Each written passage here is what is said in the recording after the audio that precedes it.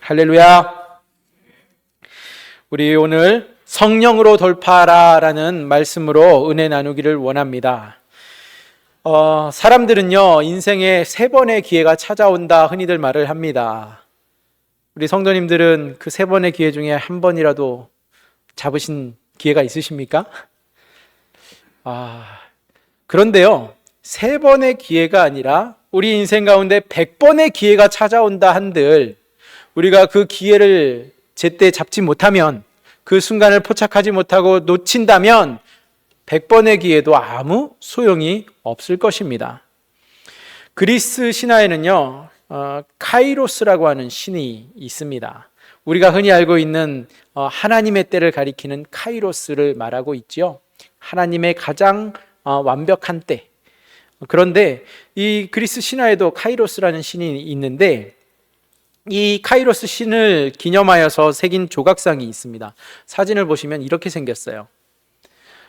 주목해 보시면 머리 부분과 발이 조금 특별한 모습을 띠고 있습니다. 조각상으로는 좀 뚜렷하게 보이지 않을 것 같은데, 이탈리아 토리노라는 도시에도 벽화로 카이로스 신이 이렇게 그려져 있습니다.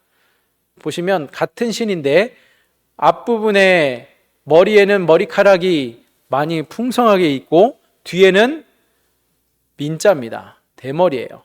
그리고 발에는 날개가 달려 있습니다. 카이로스 신의 모양이 이렇다고 합니다. 그 동상 아래에는 이러한 글귀가 새겨져 있는데 뭐라고 써 있냐면, 앞머리가 무성한 이유는 사람들이 나를 보았을 때 쉽게 붙잡을 수 있도록 하기 위함이다. 뒷머리가 대머리인 이유는 내가 지나가면 사람들이 나를 다시는 붙잡지 못하게 하기 위함이다. 발에 날개가 달린 이유는 최대한 빨리 사라져버리기 위함이다. 그리고 이 세 문장의 맨 아래에 이러한 글귀가 새겨져 있습니다. 나의 이름은 기회이다. 나의 이름은 기회이다. 기회라는 녀석이 왔을 때 바로 꽉 잡아야 한다라는 말을 하고 있는 겁니다. 이것을 또 철학자들은 라틴어로 이런 유식한 척하면서 이렇게 표현을 씁니다. Tempus fugit carpe diem.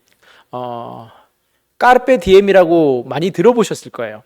평상시에도 많이 사용을 하는데, 이것을 직역하자면 시간은 금방 날아간다, 도망간다, 그날을 잡아라 라는 뜻입니다. 나를 잡아라, 그날을 허비하지 말고 잘 활용해라 라는 뜻이죠. 이처럼 기회라는 것은 매번 우리 앞에 있지 않다라는 것을 말합니다.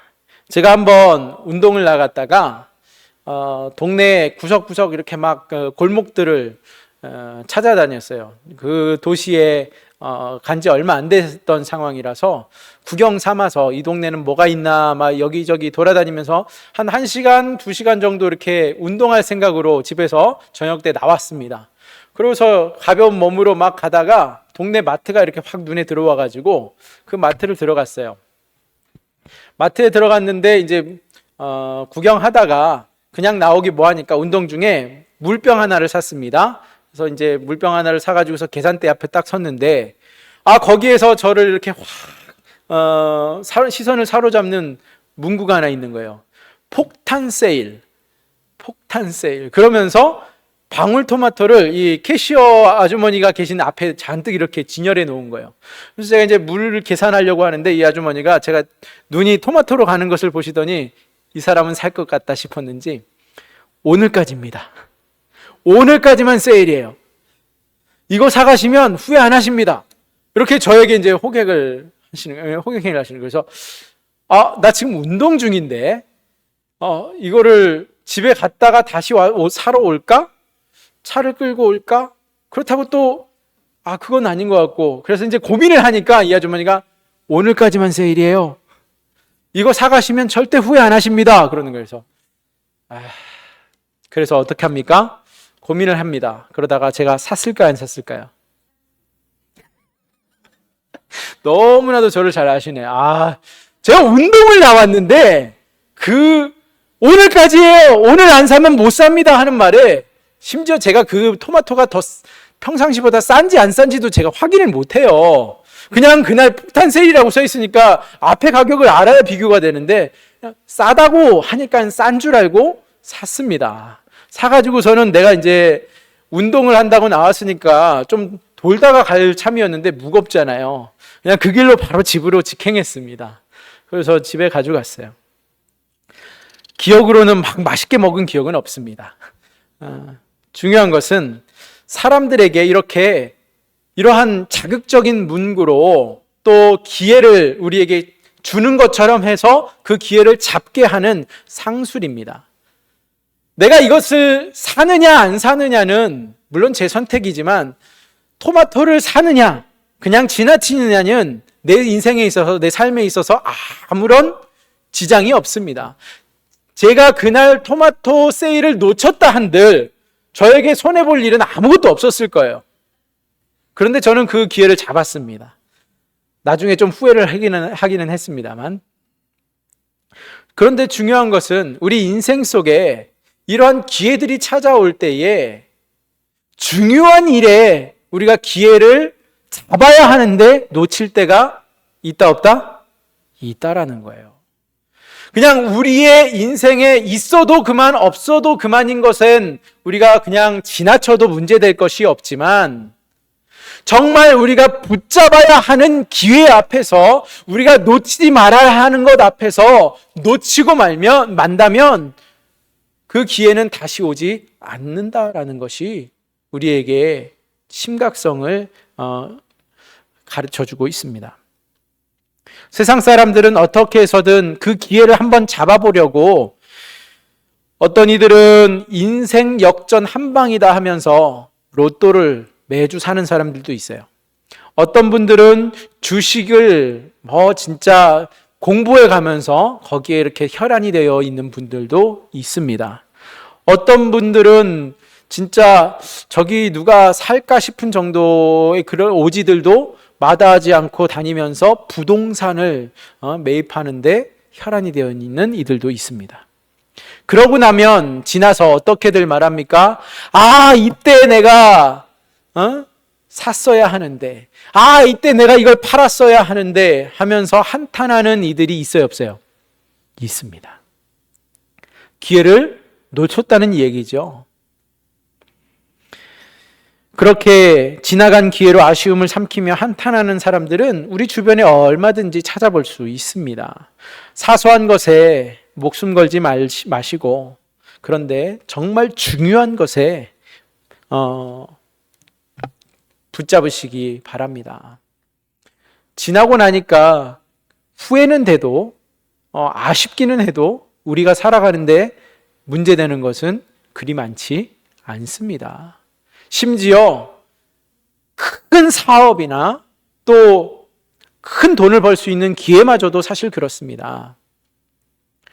때로는 돈이 없으면 불편합니다. 가난하게 사는 것이 쉽지는 않습니다. 그러나 가난하게 살아도 좀 불편하게 살아도 우리는 다 살아갈 수 있습니다. 그런데 영원을 바라보며 살아야 하는 우리 인생들이 영원한 것을 잡아야 하는 때를 놓치게 된다면 그때 그럴 걸 하면은 이미 늦은 때가 찾아온다라는 겁니다. 부자와 나사로의 이야기를 여러분들이 기억하실 것입니다. 내가 살아생전에 좀 잘할 걸 지옥에서 그렇게 후회한들 아무런 소용이 없는 것처럼 우리가 기회가 있을 때에 아직 우리가 결정할 수 있을 때에 우리가 아직 잡을 수 있을 때에 영원이라는 시간을 바라보며 살아야 하는 그 기회를 놓치지 말아야 한다는 것입니다. 그렇다면 그 기회가 우리에게 찾아왔을 때 어떻게 잡을 수 있는가? 오늘 말씀을 근거로 살펴보기를 원합니다. 기회는 먼저 위기 속에서 붙잡는 것이다 라는 사실이죠. 저희가 오늘 시간상 4절까지만 읽었지만 이 사도행전 4장은요 어떠한 일이 있었냐면 바로 앞에는 사도 베드로와 요한이 안전뱅이를 일으키고 솔로몬 행각에서 많은 사람들이 그를 바라보고자 모였을 때에 복음을 전한 사건이 기록되어 있습니다. 그리고 나서 오늘 이 사도행전 4장 말씀은 지금 그 많은 사람들이 예수 앞으로 돌아오자, 지금 사도 베드로의 설교를 듣고 오늘 4절에도 5천 명이 회심하였다고 하지 않았습니까? 그런 상황 앞에 그 무리가 모인 곳에 또 어떤 부류들이 있었느냐? 지도자들과 제사장들과 관리들이 있었습니다. 그들이 사도 베드로가 설교하는 것을 듣고 탐탁치 않았습니다. 마음의 불편함을 느꼈습니다. 싫어하였다 말하고 있는데, 그러면서 4장을 우리가 쭉 읽어가다 보면 이 복음을 전한 이후로 사도 베드로는요, 그 자리에서 체포돼서 감옥에 갇히게 됩니다. 아니, 복음을 전하는 사도 베드로를, 하나님의 그 예수님의 제자 베드로를 왜 그냥 체포돼서 잡혀가도록 내버려 두셨을까 하는 의문이 들 정도로, 아니 다른 일을 한 것도 아니고 도망간 것도 아니고 그 자리에서 말씀을 선포하는 일에 전념하였던 베드로인데, 하나님께서는 왜 이러한 시련을, 이러한 어려움을 허락하시는 것일까 싶은 마음이 드는데, 이 기회라는 것은 위기의 상황에 늘 찾아오는 법이다라는 것을 봅니다. 그런데 그 위기를 보면 누구에게나 찾아온다는 것을 알 수 있어요. 위기는 누구에게나 찾아옵니다. 믿는 사람이나 믿지 않는 사람이나, 착한 사람이나 못된 나쁜 사람이나 누구에게나 위기는 찾아오는 법입니다. 그런데 이 위기에 우리가 어떻게 극복하는가, 어떻게 돌파하는가, 어떻게 대처하는가가 한 사람을 때로는 성공한 사람으로, 또 때로는 패인으로 만들기도 한다라는 것이죠.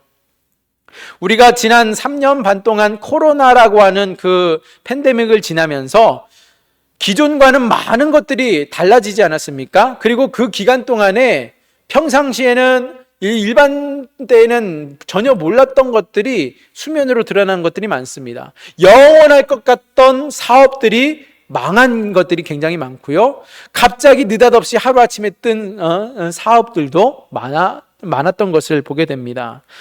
그 차이가 무엇이냐? 일반 업종들은 다 폐업하고 힘들어하는데, 어떤 사람들은 그 위기 속에서 새로운 것을 개발해내고 도리어 그것이 전화위복이 되어서 큰 이윤을 남기는 사람들도 있었습니다. 그 차이가 무엇이냐? 그 위기 앞에 그들이 어떻게 대처하였는가가 차이점을 만들었다라는 것이죠.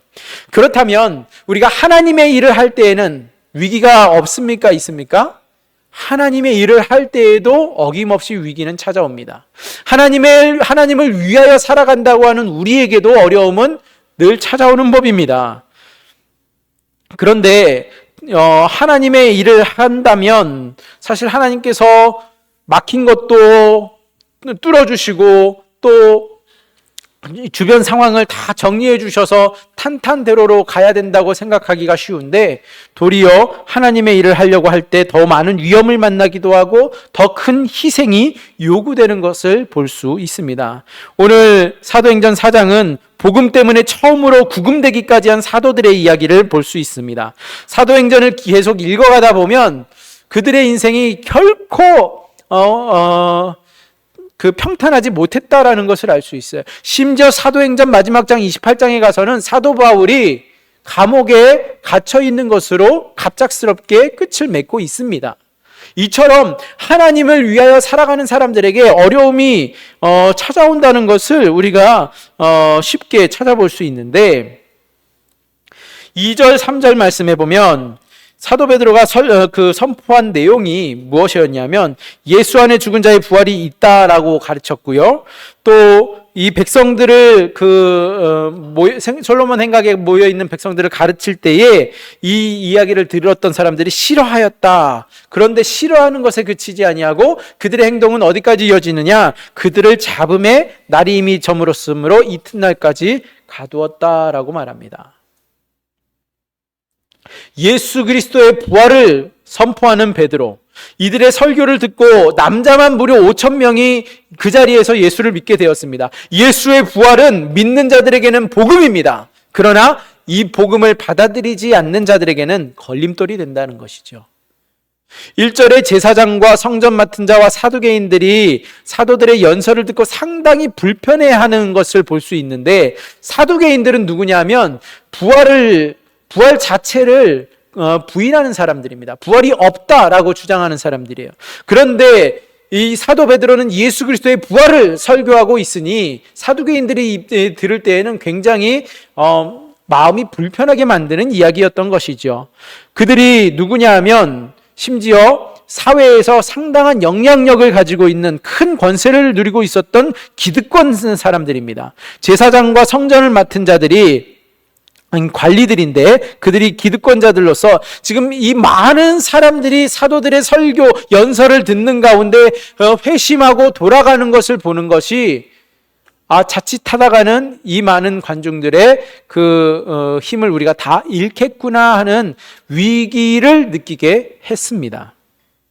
그래서 이 2절에서는 굉장히 이것을 순화하여서 싫어하여라고 표현을 하고 있지만, 싫어하다 이 말은요, 이 동사는 어떠한 내용이 담겨 있냐면 심히 화가 나서 어떻게 할 줄을 몰라 불안해하다.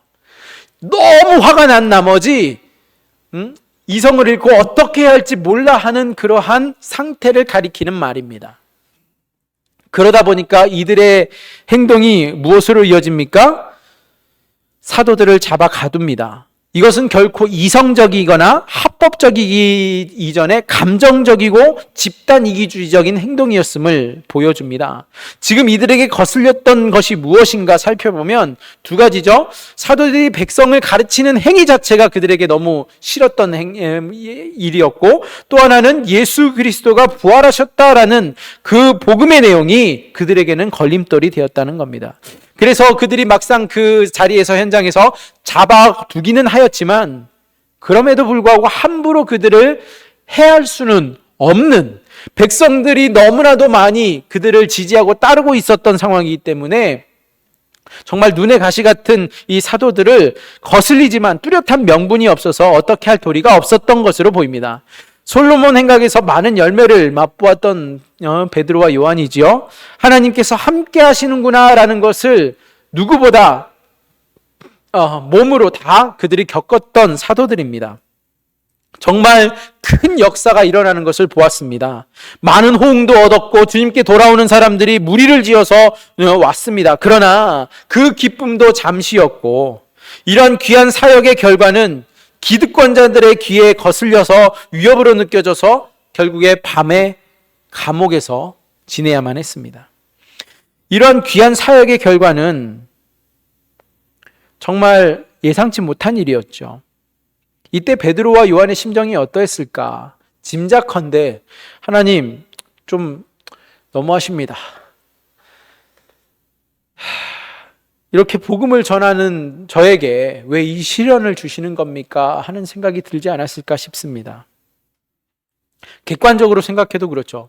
하나님의 일을 이렇게 열심히 하는 이들에게 면류관을 씌워주시지 못할 망정 감옥에서 밤을 새게 하는 거는 좀 너무한 것 아닙니까?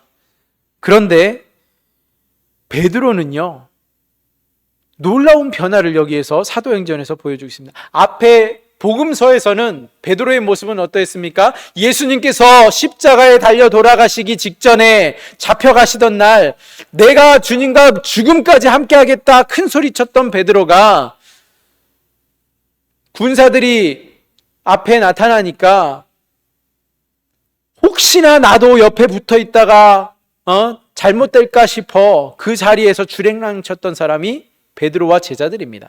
그런데 오늘 이 말씀 속에서는 솔로몬 행각에서 이 연설을 하고 있는, 설교를 하고 있는 베드로의 입장에서는요, 사실 군사들이, 제사장들과 또 사두개인들이 관리들을 데리고 군사들을 동원하여서 그를 잡으러 올 때에 원한다면 얼마든지 지금 5천 명이 베드로의 설교를 듣고 회심하였는데 그들을 선동해서 그 위험을 벗어날 수 있지 않았겠습니까? 그런데 베드로는 그러지 않았습니다. 오직 복음 선포하는 데에만 집중하였습니다. 그리고 그 밤을 감옥에서 지내는 일에 있어서 전혀 그는 개의치 않았습니다. 어떻게 보면 이 대제사장과 사두개인들과 이 관리들은 베드로에게 있어서 트라우마를 남겨줄 수 있는 사람들입니다. 예수님을 죄 없는 예수님을 죄를 만들어 가면서까지 십자가에 처형하였던 이들입니다. 장본인들입니다. 그런데 베드로 입장에서는 왜 겁이 나지 않겠습니까? 나라고 다를 바 없지 않겠습니까? 그런데 베드로는 사도행전에 와서는 다른 모습을 보여주고 있다는 것이죠. 그러면서 이 위기 속에서 사도 베드로는요, 놀라운 기회를 포착합니다. 앞서 말씀드렸죠. 기회는 위기 속에 찾아온다고. 그런데 이 위기 속에서 어떤 기회를 만났느냐? 베드로는요, 평상시에 그가 쉽게 그들 앞에 서서 전도할 수 있는 기회가 없는데 이 관리들 앞에서 너의 죄가 무엇인지 아냐? 신문하는 그 과정에서 베드로가 자신 있게 내가 여기에 왜 왔는지, 내가 말한 것이 무엇인지를 과감하게 그가 선포하고 있는 것입니다. 예수 그리스도의 부활을 그들 앞에 선포하는 기회로 잡았다라는 겁니다. 위기 속에서 사도들은 도리어 기회를 만들었다고 말할 수 있습니다. 위기를 정면으로 돌파하며 하나님의 시간을 만들어갑니다. 전도할 기회를 포착해서 권세자들 앞에서 진정한 권세를 담대하게 선포하는 모습이 오늘 베드로에게 있습니다. 솔로몬 행각에서 많은 사람들 앞에 서서 예수의 부활을 전한 것으로 인해 잡아다가 불러 세웠는데 지금 감옥에 갇힌 베드로라면 그가 예수 그리스도의 부활을 선포한 것 때문에, 백성들에게 가르친 것 때문에 붙잡혀 왔잖아요. 풀려나려고 하면 어떻게 해야 합니까? 알겠습니다. 제가 다음부터는 조심하겠습니다. 이번 한 번만 좀 봐주십시오 하고서 말해야 풀려날 것 아니에요. 그런데 베드로는 오히려 그들에게 다시 복음을 선포하는 기회로 사용하고 있다라는 겁니다. 그리스도의 십자가와 부활을 그들에게 전하고 있습니다. 정말 대단하지 않습니까? 우리는 여기서 베드로의 담대함을 볼 수 있는데 이 사람들 앞에서, 관리들 앞에서 담대해지는 능력이 그 원천이 무엇이냐? 바로 두 번째인데 성령 충만이다라는 겁니다. 우리는 기회를 잡아야 합니다. 그런데 이 기회는 위기 속에 온다고 그랬습니다. 그런데 이 위기 속에 기회를 잡는 그 능력은 바로 성령 충만이라는 사실입니다. 오늘 말씀은 사도 베드로가 솔로몬 행각에서 한창 복음을 전하고 있을 때 일어난 일이라고 했습니다. 사도들이 1절에 사도들이 백성에게 말할 때에, 그리고 제사장들과 성전 맡은 자와 사두개인들이 이르러 했는데 말할 때에와 이르러는 같은 시제를 사용하고 있어요. 그러니까 동시다발적으로 이루어진 행동이라는 겁니다. 그런 것을 볼 때에 사도 베드로는 지금 어떠한 상황에서도 이 기회를 놓치지 않겠다 하는 그러한 자세와 각오를 가지고 있었습니다.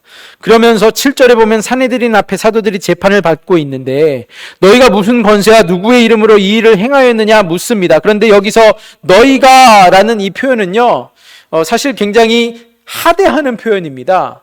너희 따위가 이런 말이에요. 너희처럼 배운 것도 없고 천한 너희들이 뭐 안다고 이렇게 떠들어대느냐 하는 그러한 말입니다. 그랬을 때에 사도 베드로는 전혀 굴하지 않습니다. 그들에게 도리어 예수 그리스도의 부활에 대해서 논리정돈하게 이야기하면서 그들도 부인할 수 없는 사실을 근거로 복음을 선포하고 있는 것을 봅니다. 그리하여서 이 이야기를 듣고 있었던 관원들이 놀라게 됩니다.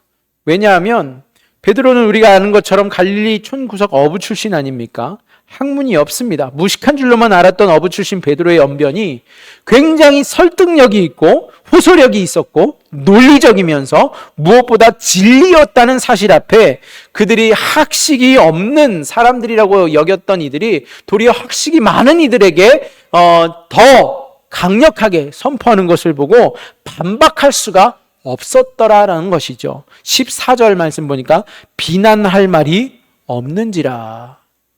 베드로의 설교를 듣고 비난하는 말이 없었다라는 거예요. 13절에 그들이 베드로와 요한이 담대하게 말함을 보고 그들을 본래 학문이 없는 범인으로 알았다가 이상히 여기며 또 전에 예수와 함께 있던 줄도 알고.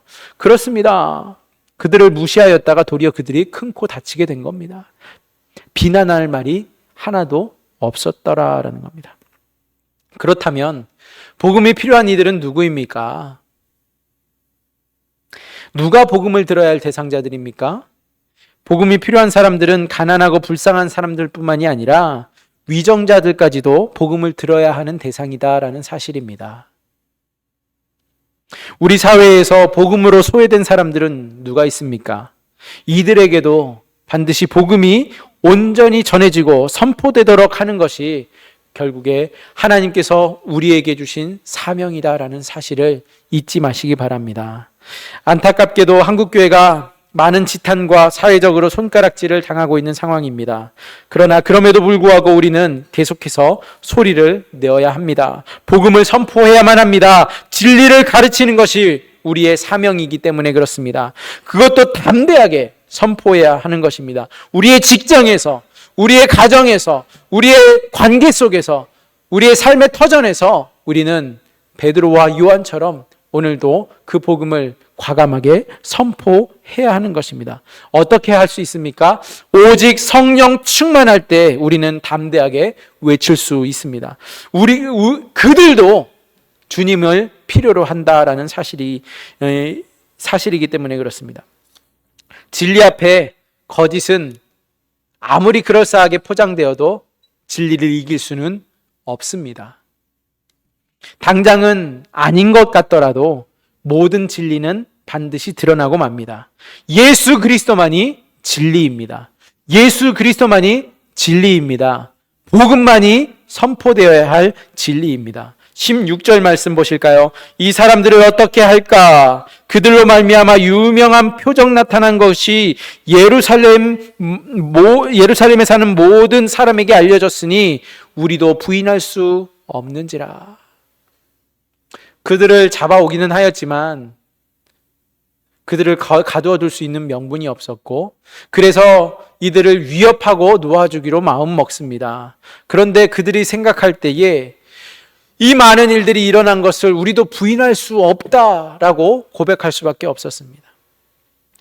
마지막으로 성령이 충만한 사람들에게 나타나는 특징이 한 가지 있는데, 그것은 증인의 사명을 이행하는 것입니다. 19절에서 21절이 그 내용입니다. 17절 18절 보시면 이것이 민간에 더 퍼지지 못하게 그들을 위협하여 이후에는 이 이름으로 아무에게도 말하지 말게 하자 하고 그들을 불러 경고하여 도무지 예수의 이름으로 말하지도 말고 가르치지도 말라 하니.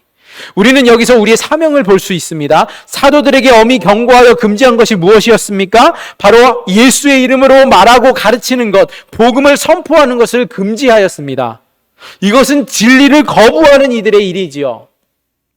진리를 소유하고 있고 예수 그리스도를 만난 사람들의 사명은 그럼 무엇이냐? 바로 증인의 사명을 이행하는 것입니다. 내가 보고 들은 것을 말하지 않을 수가 없다. 이것이 증인입니다. 우리가 만난 예수, 우리가 경험한 예수, 그 예수를 전하는 것이 우리가 성령 충만한 자로서 증인으로서의 삶에 나타나야 하는 모습이다라는 것이죠. 하나님 앞에서 우리가 누구의 말을 듣는 것이 옳겠습니까? 증인이라는 것은 20절 말씀대로 우리가 보고 들은 것을 말하지 아니할 수 없다, 이 내용인데, 그 어떠한 협박이 있든 어떠한 위협이 따른들 간에 베드로와 요한은 뚜렷하게 기준을 가지고 있었다라는 사실입니다. 그 기준이 무엇입니까? 19절 말씀. 베드로와 요한이 이르되 하나님 앞에서 너희의 말을 듣는 것이 하나님의 말씀을 듣는 것보다 옳은가 판단하라. 베드로의 기준이 무엇입니까? 하나님 앞에서입니다. 하나님 앞에서 너희의 말을 듣는 것이 옳겠느냐? 하나님의 마음을, 하나님의 뜻을, 하나님의 말씀을 따르는 것이 옳겠느냐 하는 것이죠. 누가 우리의 주인입니까? 누가 우리가 진정 따르고 순종해야 할 대상이십니까? 누가 진짜 우리가 두려워해야 할 대상입니까? 나를 감옥에 가둘 수 있는, 하룻밤 거기서 묵힐 수 있는, 아니 나의 목숨까지도 끊을 수 있다고 여겨지는 그들이 내가 두려워할 대상입니까? 아니면 영원이라는 시간 속에 세상을 통치하시는 하나님을 내가 진정 두려워해야 할 분이십니까? 우리가 진짜 두려워해야 할 대상은 오직 하나님 한 분뿐이십니다. 그 누구도 부인할 수 없는 진리, 오직 예수 그리스도의 이름으로 구원받는 그 권세를 증언하는 일을 하나님 앞에서 또 사람 앞에서 변하지 않는 진리의 증인들로 살아가는 저와 여러분이 되시기를 주님의 이름으로 축원드립니다. 하나님 아버지 감사합니다. 하나님 성령으로 충만케 하여 주시옵소서. 그리하여 증인의 삶을 살아가게 하여 주시되 하나님 우리 인생 가운데 찾아오는 기회를 무엇보다 영원을 주관하는 그 기회를 우리가 붙잡고 놓치지 않도록 성령으로 충만하여 우리의 삶의 현장에서, 우리의 가정에서, 우리의 일터에서, 우리와의 모든 관계 속에서 하나님 오직 복음을 선포하며 하나님의 뜻을 따르는, 하나님을 경외하는 우리 모두 되게 하여 주시옵소서. 감사하며 예수님의 이름으로 기도하옵나이다. 아멘.